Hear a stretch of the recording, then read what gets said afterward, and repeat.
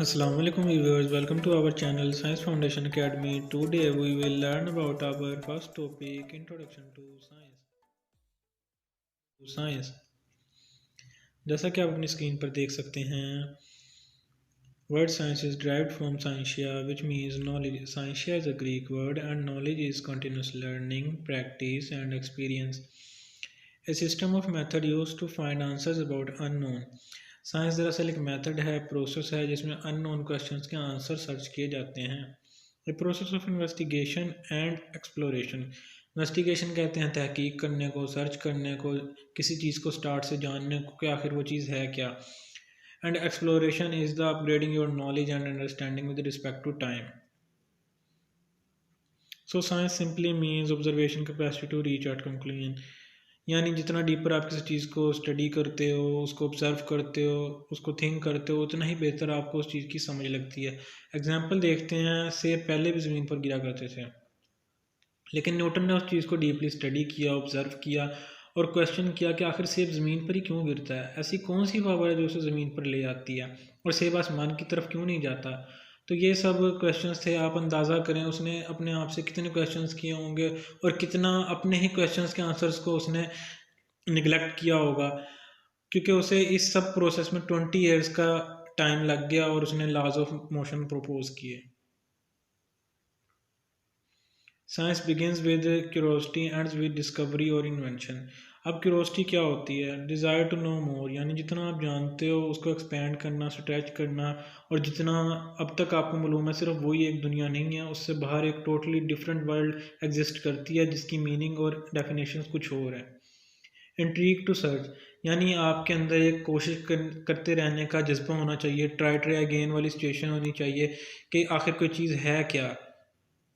Keenness to take interest, यानी आपका inclination, आपका इंटरेस्ट आपको किस तरफ लेकर जाता है, आपका किस तरफ दिल ज़्यादा लगता है, आपको कौन सी चीज़ की ज़्यादा समझ लगती है और किस तरीके से आप चीज़ों को ऑब्जर्व करते हो।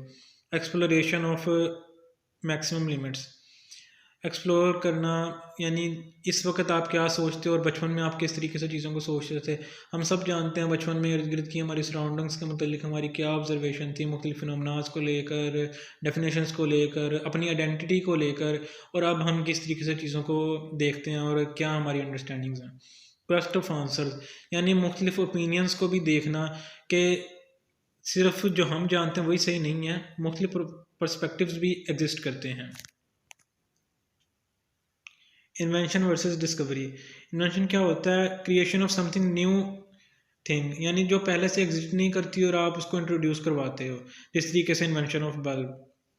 Discovery is the recognition of a thing that exist but unhidden, यानी जो आपके सामने मौजूद होते हुए भी आपको नज़र नहीं आ रही।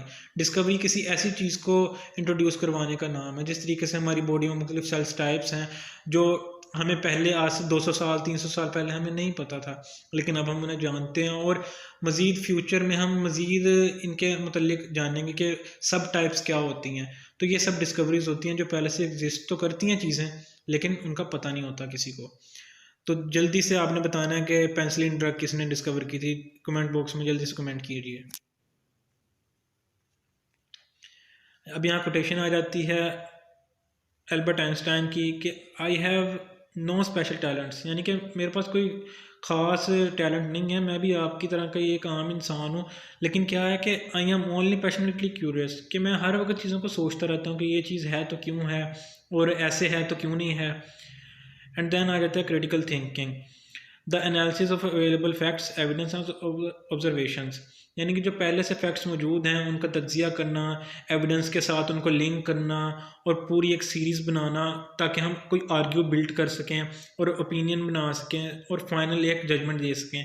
और ये जजमेंट हमेशा प्री जजमेंट या प्रेजुडिस नहीं होनी चाहिए, ये अनबाइज्ड होनी चाहिए, यानी कि आपने कम्युनिटी के अंदर रहते हुए अपनी कम्युनिटी गाइडलाइंस की बजाय उस चीज़ को देखना है जो चीज़ हकीकत है और एग्जिस्ट करती है, यानी गैर जानिबदाराना आपने रिएक्ट करना है, इमोशनली रिएक्ट नहीं करना। रैशनल कहते हैं utilising of your brain capacity, यानी शऊर की एक कैफियत का नाम है कि आपने ये देखना कि ये चीज़ हकीकत भी रखती है या नहीं। एंड लॉजिक, यानी उस बात का कोई रीज़न हो, कोई फैक्ट हो, ऐसे ही ना हो कि बस हवा में किसी ने तीर चलाया हुआ है तो आपने आगे फॉरवर्ड कर दिया। अब ये क्रिटिकल थिंकिंग की ही स्कोप है। ये देखें जजमेंट है, जजमेंट जिस तरीके से जज करता है तो वो मुख्तलिफ फैक्ट्स ले रहा होता है, प्रोसिक्यूटर से भी और जो दूसरी साइड पर वकील होता है, दोनों साइड से वो अपनी पूरी एक लिस्ट तैयार करता है और फिर उस हिसाब से जजमेंट करता है। रैशनल की बात आ जाती है, यानी आपने कोई भी काम गैर इरादी तौर पर जो हुआ वह हो उसको ऑब्जर्व नहीं करना, बल्कि उस चीज़ को देखना है जो आपका शऊर की कैफियत हो।